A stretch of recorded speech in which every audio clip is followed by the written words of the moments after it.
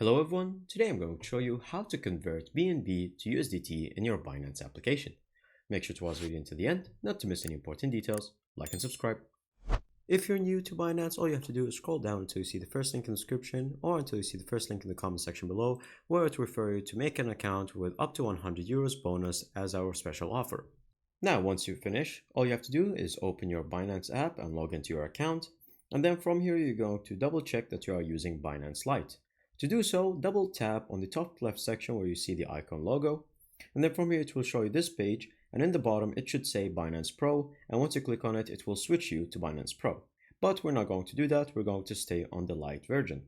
So go back, and then from here, as you can see, you can double check your portfolio to check for BNB.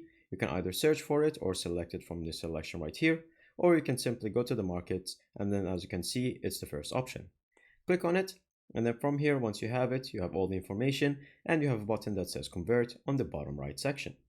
Once you click on convert, it will open for you this page right here where you can convert it from any to any coin.